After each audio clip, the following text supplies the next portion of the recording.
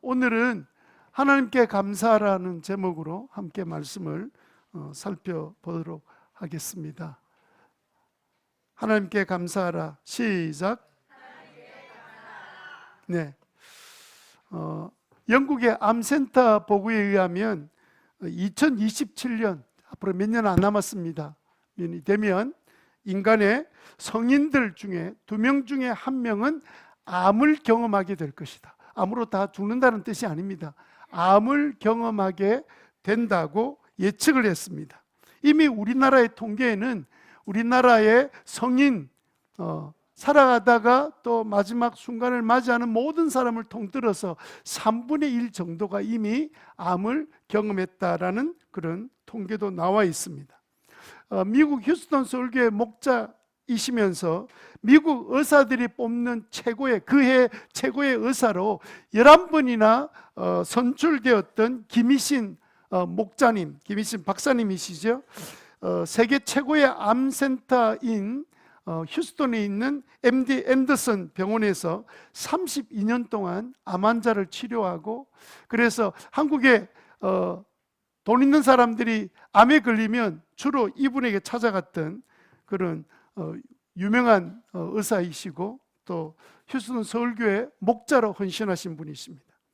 이분이 한국의 원자력 병원에서도 근무한 적이 있었는데, 이분이 강의하는 내용 가운데 우리나라 암 환자들은 암 때문에 죽는 것이 아니라 걱정 근심으로 죽는다라는 유명한 말을 했습니다. 한국에 사는 사람들이 암에 걸리면 그냥 근심 걱정하다가 죽는다는 거예요. 그래서 암 진단을 딱 받으면 모든 대부분 사람들이 묻는 첫 번째 질문, 얼마나 삽니까? 이렇게 얼마나 삽니까를 묻는답니다. 그러니까 암에 걸렸다는 말을 듣는 순간에 언제 죽는 거지? 라고 걱정부터 시작한다는 거예요. 그러나 미국의 암 환자들은 암 진단이 딱 내려지면 의사에게 묻는 첫 번째 질문이 뭐냐면, 선생님, 제가 어떻게 해야 합니까? 이렇게 질문을 한다고 합니다. 한국 부인들이 암에 걸리면 가장 쓸데없는 걱정을 하는데, 그 중에 한 가지가 뭐냐면 자기가 죽으면 자기 남편은 어떤 여자하고 결혼할까? 이런 걱정을 한답니다. 걱정 근심을 하면 생리적으로 식욕이 떨어지게 되어 있습니다. 그래서 김 박사님이 한국 환자들을 많이 봤는데, 한국 암 환자들은 다 굶어서 죽는다, 식욕이 떨어져서 죽는다는 겁니다. 식욕이 생기려면 뇌에서 글레린이라는 호르몬이 이제 나와야 되는데, 걱정을 하니까 식욕이 저하되는 호르몬인 렙틴이 오히려 나와서 점점 음식을 못 먹게 된다는 거예요. 그러니까 몸이 점점 말라질 수밖에 없는 거죠.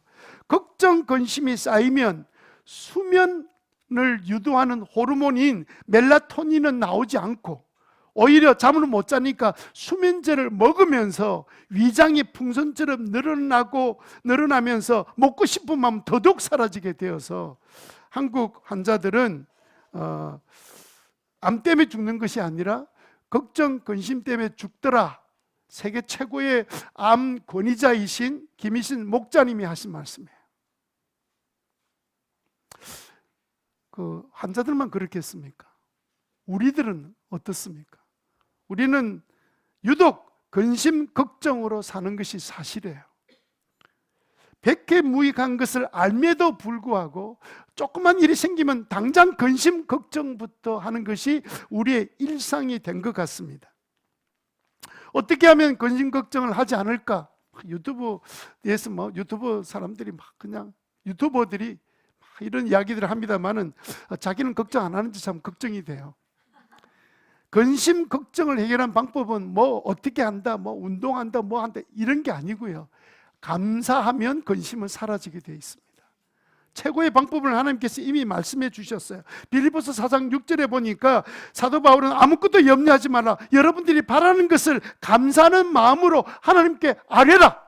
감사가 모든 어려움의 문제로 고민하고 있는 너희들의 염려를 다 해결해 줄 수 있다라고 성경도 우리에게 가르쳐 주고 있습니다. 다음 주일은 추수감사절이에요. 1년 동안 베풀어 주신 하나님의 은혜를 돌아보면서 감사하는 한 주간입니다. 그래서 월요일부터 말씀드렸던 그 용지 5가지 질문에 대해서 하루에 하나씩 한번 깊이 한번 생각해 보세요. 나는 정말 하나님 앞에 어떤 은혜를 입었는가? 여러분, 보통 은혜를 받고도 은혜를 모르는 사람을 뭐라 그래요? 배은망덕한. 네. 배시들이 되지 마시고, 네. 항상 하나님 앞에 감사하는 그런 삶을 한 주간 살아내시기를 바랍니다. 여러분, 우리가 돌아보면 감사할 일이 얼마나 많습니까? 네? 건강을 지켜주셔서 오늘도 주님 앞에 나와 예배 드릴 수 있게 된 것 얼마나 감사해요. 우리가 그래도 이 어려운 중에 생업을 가지고 일할 수 있는 건강도 주시고 일할 수 있는 환경도 허락해 주신 게 얼마나 감사합니까? 자녀들이 뭐 큰 문제 없이 지금까지 살아온 것만 해도 너무너무 감사한 일입니다. 저도 가만히 생각해 보면, 제 개인적으로 보면 참 문제도 많고 약점이 많은데도 불구하고 예수 믿게 해주신 게 얼마나 감사한지 몰라요. 저 예수 안 믿었으면 지금도 술 먹고 지금 막 돌아다닐 사람이에요. 안 그런 게 아니고 진짜 그렇습니다. 믿음의 가정을 이루어서 살다 보니까 자녀들도 다 믿음 가운데 사는 모습을 보면 얼마나 감사가 되는지 모릅니다. 여러분들도 그러실 거예요. 여러분도 돌아보니까 내가 지금까지 신앙생활 할 만한 인간이 아닌데 신앙생활을 하게 해주신 게 너무 감사하고, 믿음을 잃어버릴 수 있는 여러 가지 어려움들도 환경도 만나기도 했었는데 여전히 하나님 앞에 기도하면 응답받는 은혜를 체험하게 되고, 때로는 아플 때마다 치유의 기도를 할 때마다 하나님께서 응답해 주셔서 살아가는데 크게 지장 없이 풍성한 은혜 가운데 가정의 변화되는 모습을 보면서 살아가는 것이 우리들이 아닌가, 이렇게 생각해 보면 우리는 감사할 것이 너무 많습니다. 문제는 받은 은혜는 너무 많은데, 그래서 늘 우리는 감사하는 것이 마땅한데, 그리고 또 감사하는 삶을 사는 것이 당연한 일로 주님께서 말씀해 주셨는데, 데살로니가전서 5장 18절 말씀처럼 모든 일에 뭐하라? 감사하라. 이건 누구의 뜻이에요? 네, 하나님의 뜻입니다. 우리 인간을 만들어 놓으시고 하나님의 뜻이 뭐냐면 우리 모든 인생들이 늘 감사하며 사는 게 하나님의 뜻입니다. 근데 감사 못하는 이유가 뭐 때문에 그럴까요? 왜 감사가 하던 감사도 어느 날 감사가 사라져 버렸을까요? 공중분해가 되어버렸습니다. 늘 감사하는 삶을 살다가도 돌아보니까 감사가 어느 순간에 없어진 거예요.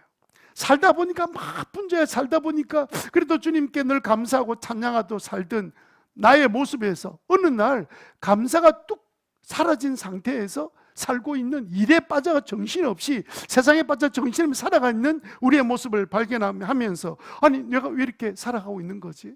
하고 자신에게 보통 감사가 사라진 것을 내가 감사가 사라졌구나 이렇게 생각하지 않고 왜 이렇게 걱정이 많고 염려가 많지 이러다가 깨닫는 것이 뭐냐면 내가 그동안 너무 감사 없이 살았구나, 이렇게 보통 일반적으로 깨닫게 되는 거죠.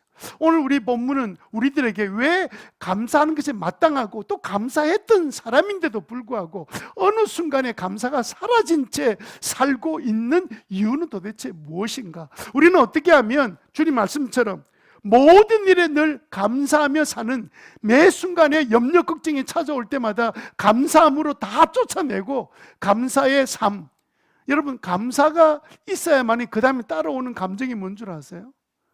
기쁨이 따라와요. 기쁨이 넘치는 삶을 살려면 감사해야 되는데 그럼 우리는 늘 어떻게 감사하며 살 수 있을까? 그 비결을 오늘 본문이 우리에게 말씀해 주고 계십니다. 자, 우리가 만약에 감사가 사라지면 우리는 어떤 삶을 살게 될까요? 감사가 사라지면 감사가 사라졌으니까 감을 사오느라 이래서 감사 먹으면 되는 게 아니고요. 이게 참 이거는 별로 웃지도 않는 개그도 안 되고 이건 참 여러분 감사가 딱 사라지면요, 감사가 사라진 순간에 불평이 그 자리를 차지합니다. 말하자면 거꾸로 말하면 불평을 하는 순간에 감사가 사라지고 감사가 딱 끝이고 나면 그때부터 불평이 시작되는 겁니다. 이거는요 빛과 어둠과 똑같아요. 캄캄한 곳이 빛이 들어오면 어둠이 어떻게 돼요? 사라지죠. 그것처럼 우리가 아무리 힘들고 어려워도 그 가운데 감사를 시작하면 그 어두웠던 불평과 염려들이 사라지는 것을 경험하게 되는 거예요. 그래서 여러분, 감사하지 않으면 불평하는 삶을 살게 됩니다. 왜 감사가 끊어지면 불평하는 삶을 살게 되겠습니까? 여러분, 우리의 감사가 문제가 있기 때문에 그래요. 우리의 감사를 가만히 생각해 보면 우리의 감사는 어디에 따라가고 있냐면 그냥 조건에 따라서 감사하기 때문에 그래요. 조건에 따라, 상황의 조건이 내게 맞아지면 감사하고 그 상황이 안 맞으면 감사하지 않는 삶을 우리가 살고 있기 때문에 그렇습니다. 예를 들어 봅시다.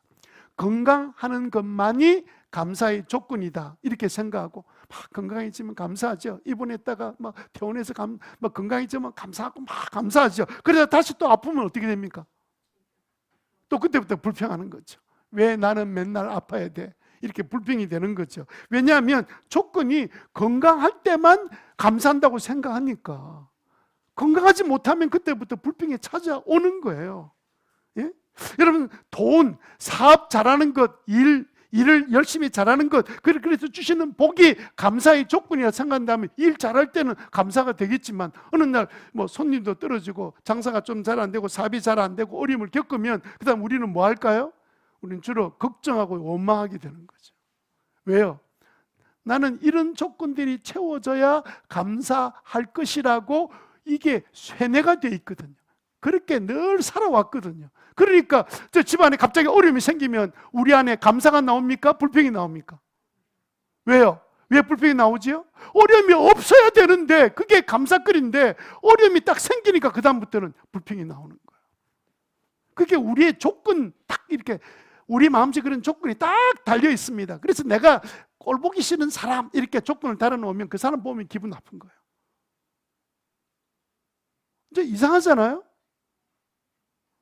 얼마든지 우리가 감사할 일들이 많이 있음에도 불구하고 우리는 항상 조건을 달아놓고 우리가 인생을 삽니다. 근데 그게 안 채워지니까 나는 불평하고 원망하는 거죠. 그런데 우리가 늘 하나님께 감사하지 못하는 이유는 환경에 대한 조건을 딱 달기 때문이라 말씀을 드렸죠. 그러면 감사만 사라지는 게 아니라 감사가 사라지는 순간에 그 조건 때문에 원망, 불평, 분노에 사로잡혀서 불행한 인생을 사는 게 문제예요. 그러면 왜 감사가 사라지면 불평이 자리를 잡게 되는 근본적인 원인은 뭘까? 왜 감사가 사라지면 불평하게 되는 그런 근원적인 이유는 뭘까? 그것은요, 감사는 누구의 뜻이라 그랬어요? 하나님의 뜻이라 그랬죠. 그러면 우리가 감사가 사라졌다는 말은 무슨 뜻이 내게 사라졌어요? 하나님의 뜻이 사라졌죠. 하나님의 뜻이 사라졌다는 말은 누가 사라졌다는 말입니까? 하나님이 사라진 거예요. 그러니까 여러분, 우리가 감사가 안 되는 것은 누가 사라졌냐면 내 머릿속에 하나님이 사라지신 거예요. 내 마음에 하나님이 사라진 거예요. 그러니까 그냥 좀 어려움이 생기면 당장 불평이 뛰쳐나오는 거죠. 감사가 안 되는 거예요. 여러분, 하나님이 없는 삶은요, 감사가 생길 수가 없습니다. 그러니까 하나님이 없는 삶을 사니까 어려움이 찾아오면 원망, 불평이 막 쏟아져 나오기 시작하는 거죠. 이게 끝이 아닙니다. 여러분, 우리가 불평하고 원망하고 감사하지 않으면 이것으로 끝나는 게 아니라 감사가 사라지는 순간에 내가 찾기를 원하는 행복도 기쁨도 완전히 사라져 버립니다. 불행한 인생을 살게 되는 거예요. 여러분, 우리 주위에 이렇게 기쁨의 삶을 누리지 못한 사람이 얼마나 많이 있습니까? 아마 대부분 사람들이 그렇게 사는지도 모릅니다. 왜 이분은 자신의 삶에 기쁨이 없을까? 이렇게 생각해 보면 그런 분들은 전부 다 외부적인 조건에 따라 기쁨을 누리고 슬퍼하고 감사하고 원망하고 불평하는 삶을 살고 있다고 보면 그것이 틀린 것이 없어요. 그래서 하는 말이 뭡니까? 돈만 조금 있으면, 좋은 직장만 좀 안정이 되면, 그리고 내가 좀 건강만 좀 해지면, 내가 원하는 것들이 조금만 이루어지면 자꾸 조건이 붙잖아요. 그러면 이런 조건들이 다 채워지면 진짜 기뻐하고 기쁨으로 살아갈 수 있을까요? 여러분, 우리 주위에는요, 많은 것들, 우리가 생각하는 건강하고 뭐 어느 정도 갖춰져 있고 모든 거 소유한 분들이 있는데 그분들의 삶은 늘 기쁠까요? 그래야 되잖아요. 그죠? 조건도 채워졌으니까 기뻐야 될 것처럼 보이는데 오히려 그렇지 않습니다. 오히려 그런 조건이 있는데도 불구하고 기쁜 삶을 사는 사람이 잘 없어요. 예를 한번 들어봅시다. 남의 이야기하지 말고. 자, 지금 우리가 어렵다 하지만 10년, 20년 전보다 우리가 지금 잘 살아요, 못 살아요? 대답 안 한 거 보세요. 다 그래 하잖아, 지금. 감사할 마음이 없다니까. 10년, 20년 전에 내가 차가 어디 있어, 내한테? 차 없는 사람 손들어라 그러면 나이 많으신 분 외에는 손드는 사람 아무도 없을걸요? 애들도 차 있어요. 조그만 장난감 차. 아니, 차 없는 사람이 어디 있습니까? 우리 손주는 지금 차가 집 방 안에 한 30대쯤 있는 것 같아요. 제가 전에 이야기했잖아요. 막 리모컨 컨트롤하는 걸 그 어디서 얻었는지 누구한테 받았는지 서울 할아버지한테 할머니한테 받은 것 같아 보니까. 우리는 그런 거 안 사주거든요. 책만 사주지. 여러분, 우리나라 사람이 그러면 10년, 20년 전보다 더 행복하고 기쁨이 넘치게 살고 있나요? 택도 없습니다. 그러니까 여러분, 그게 아니라니까요. 기쁨이 어디서 오는지를 우리가 분명히 알아야 돼요. 기쁨은 내 환경에서 온다고 우리가 생각해요. 그래서 뭐가 생기면 막 기뻐하고, 돈도 뭐 좀 생기면 막 기뻐하고 막 이렇게 하는데, 그런데 여러분, 진짜 기뻐하는 사람들의 공통점은 뭐냐면요, 그 사람들은 조금 부족해도 감사하고 조금 생겨도 감사하고. 여러분, 돈 생긴다고 감사하는 거 아닙니다. 뭐 좀 잘 된다고 감사하는 거 아니에요. 감사는요, 있든지 없든지 벌써 그 마음에 감사할 이유들을 가지고 있는 사람만 감사하는 거예요. 그래서 여러분, 하나님이 안 계시는데 어떻게 감사가 되고 기쁨이 됩니까? 하나님이 계시니까 없어도 감사가 되잖아요. 없어라 말이 아닙니다. 없어도 우리는 감사한다는 뜻이에요. 왜? 그래도 하나님께서 살만한 일을 다 만들어 놓으셨기 때문에. 아니, 우리가 없어도 지금 굶습니까? 없어도 옷을 못 입습니까? 없어도 못 돌아다니고 있습니까? 아니요. 다 넉넉하게 다니고 살고 있습니다. 내가 원하는 어떤 기준에 안 채워졌을 뿐이지, 우리는 하나님이 계시기 때문에 늘 감사하며 사는 거죠. 그래서 여러분, 감사가 사라지면, 즉 마음에 하나님이 사라지면 그때부터는 감사도 사라지고 기쁨도 사라지고, 뭐 있는 것, 어떤 있는 것으로 막 좀 잠깐 기뻐하는 것처럼 보이지만 또 그 사라지면 또 뭐 난리가 나고, 스스로 혼자서 난리가 나는 거야. 슬퍼했다가 아파했다가 원망했다가 불평했다가. 그러면 그렇게 살고 있는 삶에 무슨 기쁨이 있겠습니까? 그래서 여러분, 우리는 두 번째로 항상 감사하려고 하면 어떻게 해야 되느냐? 감사하자, 노래 부르면 감사가 되고, 감사합시다, 구호 외치면 감사가 되고, 내가 마음에 감사하기로 결정했다 이러면 감사가 됩니까? 그 순간에 그 다음에 애가 물 확 엎어버리면 그 다음에 막 난리가 나지. 여러분, 그게 벗어나지를 못해요. 그래서 여러분, 우리가 벗어나고 진짜 어떤 상황에서도 감사하려면요, 초점을 제대로 맞춰야 됩니다. 뭘 맞춰야 돼요? 초점을 제대로 맞춰. 이제까지 초점을 감사하지 못하는 초점이 어디 있었냐면요, 자꾸 조건과 환경에다가 더 좋아지면, 더 어떻게 되면 이 조건에다가 초점을 맞춰 살기 때문에 그 맞춰질 때는 좀 좋아진 것 했다가도 그냥 내가 원하는 대로 초점이 안 맞춰지면 그때부터 또 막 불평, 원망 막. 그래서 가만히 보면요, 총체적으로 늘 불평과 원망으로 살아요. 자기 잘해주면 막 좋아하다가 조금만 그냥 내가 원하지 않는 사람 만나면 그 다음부터 인상이 흐려지고 예수 믿는지 안 믿는지 모를 정도로. 희한해요. 나도 모르게 조건에 딱 빠져 있는 거예요. 그래서 여러분, 조건과 상관없이, 환경 상관없이 늘 하나님 앞에, 하나님께 늘 감사하는 게 하나님의 뜻인데, 그 뜻을 이루는 삶을 살려면 초점을 이제는 내 환경이나 조건에서 초점을 옮겨서 어디로 맞춰야 되냐면요, 제대로 맞춰야 돼요. 어디로 맞춰야 되냐면 하나님께 맞춰야 돼요. 누구한테 맞춰야 된다고요? 하나님께 맞춰야 돼요. 초점이 하나님께 맞춰지면 어떤 일이 생길까요? 왜 우리는 감사의 대상을 조건에서 하나님께로 맞춰야 될까요? 여러분, 환경은 계속 바뀝니다. 우리는 안 늙습니까? 우리는 병 안 듭니까? 우리 어려움이 잘 안 찾아옵니까? 여러분, 끊임없는 일들이 일어날 때도 여전히 우리가 늘 항상 감사할 수 있는 것은 초점이 하나님께 맞춰질 때. 4절에 뭐라 되어 있습니까? 오늘 읽었던 9절에 4절, 감사의 노래를 드리며 그 성문으로 들어. 그 성문이 어느 성문일까요? 성전. 예루살렘의 성이 있는 성전으로 우리가 막 들어갈 때 감사의 노래로 노래를 드려라. 그 이유가 뭡니까? 5절에 나와 있죠. 5절 다 같이 읽겠습니다. 자, 5절 크게 시작.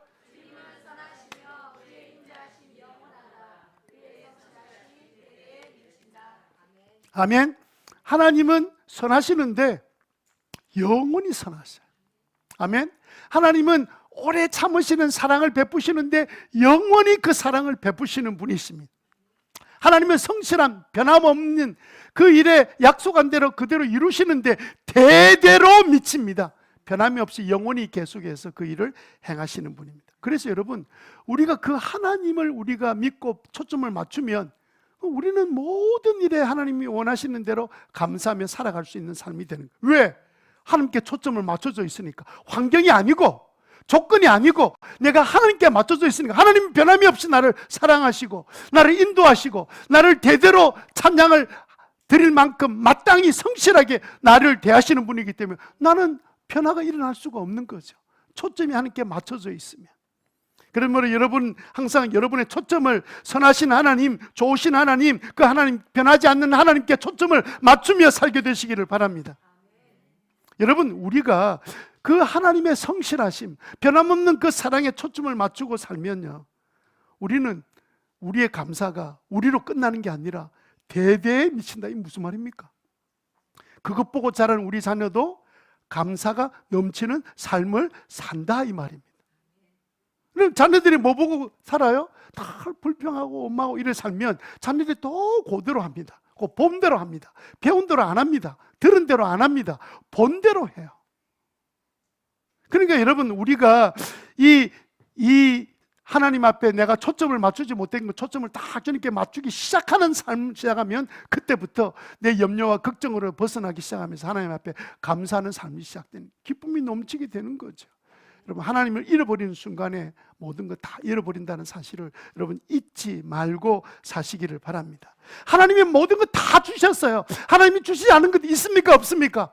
하나도 없어요. 다 받았습니다. 근데 우리의 초점을 하나님의 은혜로 주신 것에 맞추지 말고 무엇에 맞춰야 된다고요? 주신 분에게 맞추라고요. 내가 받은 거로 초점 맞추지 말고 하나님이 주신, 베푸신 것에 초점 맞추지 말고 하나님 그분에게 베풀어 주실 분, 베풀어 주신 분, 그분에게 초점을 맞추고 살라는 뜻입니다. 주신 것 말고 주신 분께 감사하라. 시작. 주신 것에 감사하는데 자꾸 이렇게 조건에 매이지 말고 그냥 그분 주시는 하나님께 감사하며 사는 것이 초점을 그분께 맞추는 거예요. 욥기 한번 보세요. 요즘 매일성경 욥기 하잖아요. 욥기 요즘 읽으면 좀 읽을 때만 좀 달라지죠. 지난번 욥기 읽을 때 지금 읽을 때 또 다르진 것 같아요. 왜 엄청난 재난을 당했는데도 불구하고 왜 하나님께 원망하지 않고 죄를 짓지 않습니까? 하나님이 그럴 줄 미리 알았습니다. 내 욥은 그럴 사람 아니야. 그는 초점이 나한테 맞춰져 있어. 그 환경, 자식들, 그게 아프지, 마음은 아프지만 그 초점은 나한테 가 있는 거야. 그러니까 그 모든 것 다 빼앗기고 자식까지 다 잃어버렸음에도 불구하고 그 마음의 고통이 왜 없겠습니까? 많은 초점이 흐려지지 않으니까 하나님께 원망 안 하는 거예요. 원망하지 않았다는 말은 여전히 하나님을 찬양. 그래서 그 9절에 1장에 보면 하나님을 찬양한다는 구절이 나오잖아. 그 찬양이 뭡니까? 하나님께 노래로 감사하는 거죠. 여러분, 그런 은혜가 있게 되기를 주님으로 축원합니다. 욥기 1장 21절에 보니까 모태에서 빈손으로 태어났으니 죽을 때도 빈손으로 돌아갈 것입니다. 주신 분도 주님이시고 가져가신 분도 주님이시니 주님의 이름을 뭐 할 뿐이다? 노래할 뿐이다, 감사할 뿐이다, 이렇게 고백할 수 있었던 욥은 초점이 하나님께 맞춰져 있던 거예요. 잃어버려도 초점은 하나님께 맞춰져 있으니 그가 나중에 회복되잖아요. 사단이 그 시험하는 것에 대해서 하나님께서 일시로 허용한 것이지, 욥이 왜 이런 일이 나한테 일어난지 모를 동안에는 마음이 좀 힘들고 어려웠지만, 그러나 초점이 하나님께 있으니까 원망 안 하잖아요. 찬양을 잃어버리지 않잖아요. 그러므로 어떤 상황 속에도 우리가 기뻐하는 삶, 감사하는 삶, 이렇게 늘 살아가서 우리의 삶이 정말 행복하고 기쁨이 넘치는 삶을 살려면 여러분 초점을 누구한테 맞춰요? 하나님께. 세상 사람들처럼 환경에 맞추지 마세요. 어떤 것이 이루어지면 좋아하는 조건에 걸지 마세요. 여전히 교회 다녀도 그 조건에 걸고 다니는 사람이 있습니다. 그러니까 늘 마음이 불안하잖아요.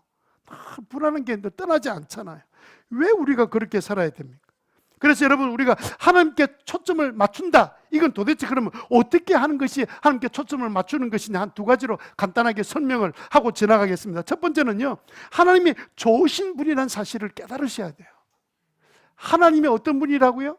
좋으신 분임을 여러분 깨닫셔야 됩니다. 아주 장난꾸러기처럼 막 그냥 우리를 넘어지게 만들고 힘들게 만들고 그런 분 아니에요. 하나님은 좋으신 분입니다. 예? 4절 보세요. 찬양해라, 감사해라, 이렇게 이야기하는 거죠. 여러분, 감사하려면 초점을 어디에 맞춰야 돼요? 하나님께. 그래서 이런 찬양의 노래를 부를 때 누구한테 부르는 겁니까? 목사한테 부르는 겁니까? 하나님께 부르는 거죠. 그러니까 초점을 하나님께 다 맞추니까 하나님은 5절에 주님은 선하시며 그 인자하심이 영원하고, 예? 성실하심이 대대에 미친다.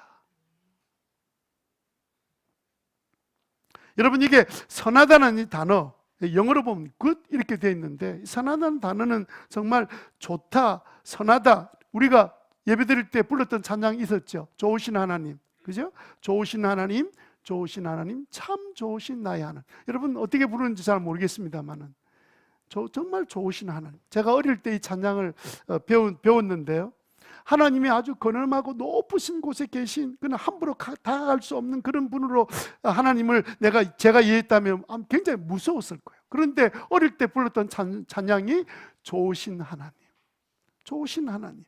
얼마나 친근해요. 또 이게 찬양도 짧아.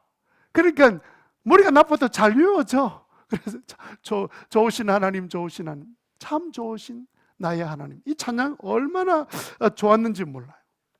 좋으신 하나님 표현이 너무너무 좋습니다. 만약에 여러분 어떤 사람 칭찬할 때 그 사람은 참 신실해, 이것도 좋은 이야기지만 신실하다면 한 가지 면을 보는 거잖아요. 저 사람은 참 정직해, 그것도 어떤 부분에 한 부분 그 사람 보고 칭찬하는 거잖아요. 그런데 여러분, 모든 그 인격과 모든 부분에 우리가 칭찬한다면 저는 이런 말 듣고 싶어요. 저 목사는 참 좋은 사람이야. 나 이 좋은 사람, 나 그렇게 듣고 싶어요. 예? 그렇게 들으면 저는 그것이 그 존경과 신뢰가 포함된 것으로 느껴지기 때문에 참 좋은 사람이다, 나 이런 칭찬을 듣고 싶습니다. 하나님은 참 좋으신 하나님이십니다. 아멘. 하나님은 참 좋으신 하나님, 이 사실을 여러분 잊으시면 안 돼요. 하나님은 좋으신 하나님이십니다. 전 목사도 언제쯤 저런 사람이 될까, 이렇게 기다리는 분들을 위해서 여러분들이 알아야 될 것은 뭐냐면, 제가 중요한 출발이 아니고 하나님은 좋으신 분이십니다. 아멘. 하나님은 좋으신 분이라 여러분 알고 깨닫고 고백하기를 원하는 분들은 다 같이 아멘. 네, 정말 하나님에 대한 신뢰가 언제 시작되냐면요, 하나님이 좋은 분이다라는 사실을 깨닫는 순간에 그때부터 이제 신뢰가 되고 기도가 시작되는 거예요. 왜 기도가 잘 안 되느냐? 하나님이 좋은 분이다는 사실이 안 믿어지니까 기도가 안 되는 거죠. 예? 우리가 힘들고 어려울 때 누구 찾아갑니까? 못된 놈, 나 안 좋아하는 놈 이렇게 찾아갑니까? 아니죠. 진짜 나를 좋아하는 좋은 분을 찾아가죠. 사람도 그렇잖아요. 그런데 어떻게 우리가 하나님을 찾아가지 않을 수가 있습니까? 하나님이 참 좋으신 분이라는 사실을 여러분 깨닫게 되시기를 바랍니다. 근데 여러분, 우리가 또 이렇게 살다 보면 환경이 늘 좋은 게 아닙니다. 어려운 일도 만나게 됩니다. 하나님 믿는다고 애쓰고 노력하는데 뭔가 잘 풀려지지도 않습니다. 이럴 때는 하나님께 초점을 맞춘다는 말이 무슨 뜻일까요? 그래서 두 번째는요, 하나님이 좋으신 분이심을 믿는 거예요. 지금은 내가 이해가 안 돼. 욥처럼 이해가 안 돼. 아직 전반을 다 보지를 못해서 왜 나한테 이런 이 참극이 일어납니까? 이해가 안 됐어. 그렇지만 나중에 다 이해가 됐잖아요. 그죠? 이해가 안 될 때는 우리는 어떻게 되냐면, 그래도 하나님은 참 좋으신 분임을 나는 믿습니다. 믿어야 되는 거예요. 그럴 만한 일들을 하나님이 다 해놓으셨어요. 여러분 살아가는 동안에 하나님은 안 좋은 분이다 이렇게 할 만한 것들을 여러분 발견한 적이 있습니까? 아니잖아요. 하나님 늘 좋은 분이었잖아요. 문제는 내가 나빠서 그렇지. 문제는 내지. 예? 내가 맨날 뺐다거리고 뭐 그냥 이랬다 저랬다 이렇게 하고 나는 제대로 안 해서 그런 거죠. 하나님은 신실함이 대대로 한 번도 변화가 없었습니다. 지금도 변화가 없는 줄로 믿습니다. 그런데 여러분 생각해 보세요. 내가 너무 어려워요. 그래서 뭔가 하나님께 도움을 청하고 싶은데 내가 특별히 하나님 뜻대로 요즘 못 살아. 그냥 늘 걱정 근심하고 막 하나님 뜻대로 살지 않을 때는 여러분 도움을 막 구할 때 여러분 마음속에 어떤 생각이 듭니까? 좀 찝찝한 생각이 들지요. 내가 하나님 도움을 달라고 해야 되는데 좀 염치가 없는 것처럼 생각이 들지요. 하나님 내 이야기를 잘 들어주실까 이런 생각이 들 때가 있지요. 저도 그럴 때가 있습니다. 제가 좀 잘 못하고 이러면 아이고 이렇게 좀 이렇게 말이 잘 나오지 않을 때가 있는 거죠. 그럴 때마다 자신 있게 하나님께 나가서 구할 수 있게 하는 것은 뭐냐면 하나님은 좋으신 분임을 믿는 거예요. 하나님은 좋으신 분이심을 믿으시기 바랍니다. 누가복음 11장 13절에 이런 말씀 주셨어요. 너희가 악할지라도 자녀에게는 좋은 것 줄 줄 알거든 하물며 하늘에 계신 아버지께서는 구하는 사람에게 성령, 최고의 선물인 성령 하나님을 너에게 주지 않으시겠느냐? 주신다는 뜻이죠. 하나님 좋으신 분이니까 내가 좀 부족한 게 많고 모자란 것도 많고 또 내가 주님 앞에 좀 잘 살지도 못했지만 하나님은 좋으신 분이라는 것을 내가 믿기 때문에 도와달라고 하면 모른 체 하시거나 안 도와주실 분이 아니다 이렇게 믿는 데서 우리의 모든 신뢰가 시작되는 거예요. 하나님 좋으신 분임을 믿으시기 바랍니다. 기도했는데 응답이 얼른 오지 않습니다. 왜 하나님은 내 기도 안 들으셨나? 못 들으시나? 뭔가 나를 사랑하지 않는지도 모르겠어. 이런 여러 가지 생각이 막 떠오를 때 그때 하나님께서 하나님 믿을 만한 분이신데 좋으신 분인 걸 내가 믿는데 지금은 때가 아니라서 아니면 더 최선의 때를 주님께서 주시려고 주님은 지금 나에게 미루고 계신 것 아닌가 이렇게 생각할 수 있는 것은요 하나님이 좋으신 분이라는 사실을 믿을 때 생기는 거예요. 내가 이기적으로 살고 내가 좀 자격도 모자라고 내가 좀 진짜 신앙 없이 살아왔는데 그래도 하나님은 좋으신 분이라고 성경에 나와 있으니까 나는 그 말씀을 믿으니까 하나님은 나의 이 어려운 가운데서도 기도하면 들어주실 거야. 이것은요 믿음에서 시작되는 겁니다. 나에게서 시작되는 거 아닙니다. 하나님은 그런 좋으신 하나님 되심을 여러분 믿게 되기를 바랍니다. 그 믿음으로 여러분 그렇게 고백할 수 있는 거예요. 어떤 사고 터졌습니다. 욥처럼 어떤 일이 이런 일이 어떻게 나한테 일어날 수 있어 이렇게 막 생각이 스쳐가는 그 순간에도 하나님은 아마 이 어려움을 통해서 전화위복시켜서 오히려 나를 더 하나님께 가까이 가게 만드시려고 하시는지도 몰라. 왜요? 그런 생각 어떻게 해서 나오는 거예요? 하나님이 좋으신 분이라는 걸 내가 믿기 때문에 나오는 생각이거든요. 하나님은 절대로 쓸데없이 내게 고통을 주시거나 어려움을 허락해 주시는 분이 아니라 이분은 나에게 좋은 거 주시기를 원하시는 분이라는 사실을 나는 믿어. 나는 여전히 실수가 많고 어려움이 많고 내가 어려움을 스스로 자초할 때도 많지만 그러나 하나님은 좋으신 분인 걸 나는 믿어. 한번 따라 봅시다. 하나님은 좋으신 분이심을 나는 믿습니다. 아멘. 여러분 이게 왜 중요하냐면요 우리가 이렇게 좋으신 하나님이라는 사실을 알고 난 다음부터 감사가 시작되는데 그때는요 우리가 어떤 삶을 살게 되냐면 세 번째로 하나님의 모든 섭리를 믿을 수 있게 됩니다. 뭘 하게 된다고요? 하나님의 모든 섭리가 믿어지게 되는 거예요. 여러분 하나님의 섭리를 모두 믿는다는 말은 무슨 말이냐면요 이런 뜻입니다.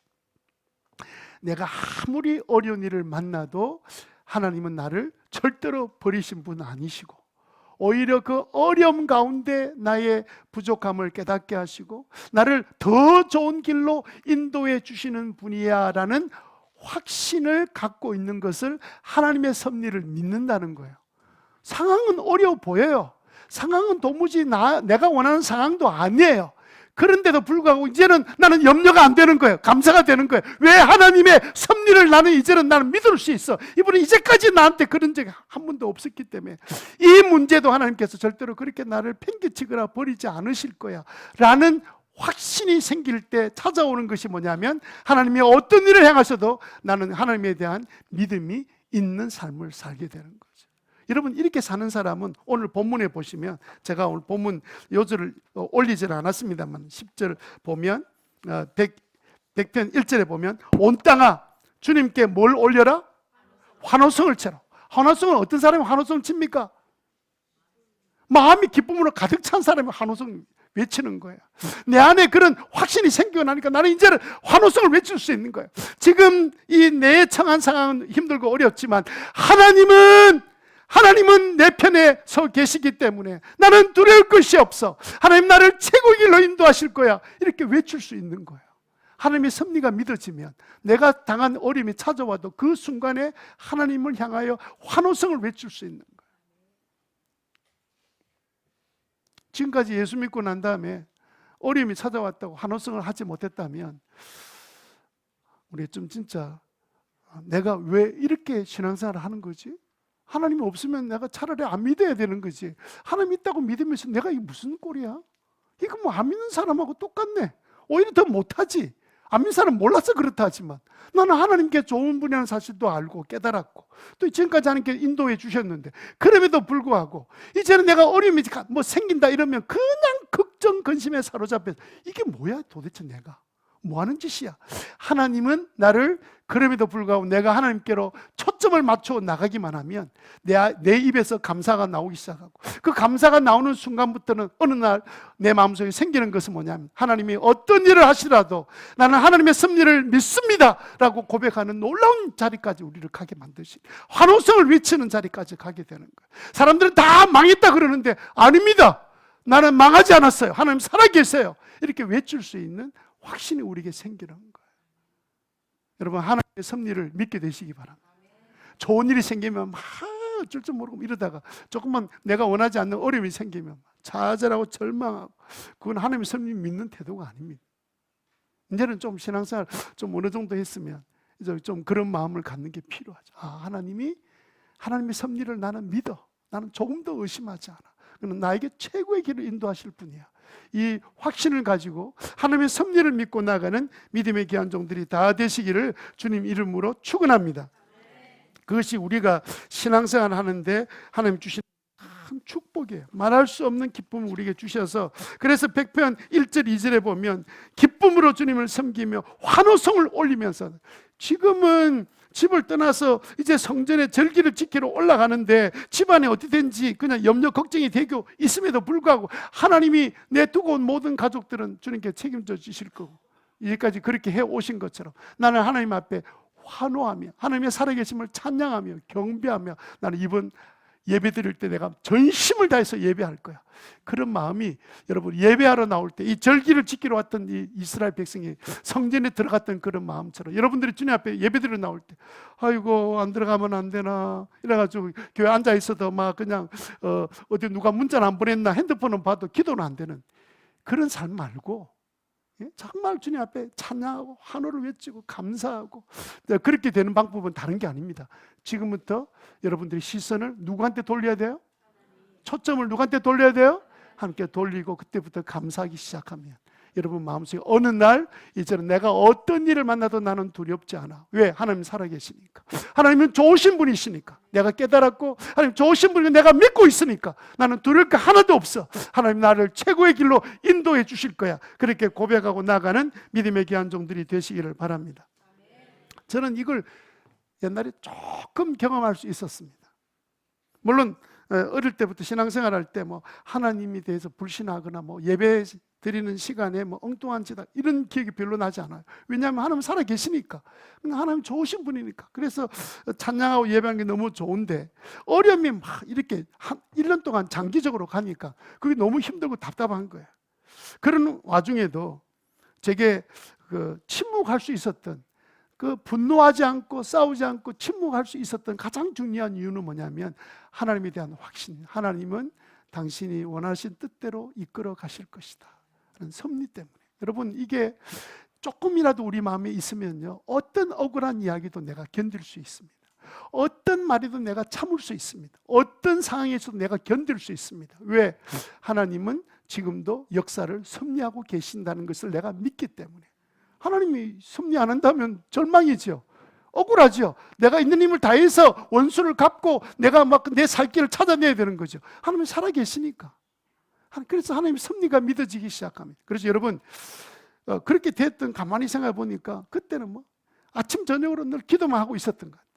기도하고 회개할 것이 없는지 돌아보고 회개하고 하나님께 찬양하고 기도하고 이런 순간이 세월이 지나면서 하나님께서 하나님의 섭리에 대한 앞은 아무것도 보이지 않고 캄캄하고, 예?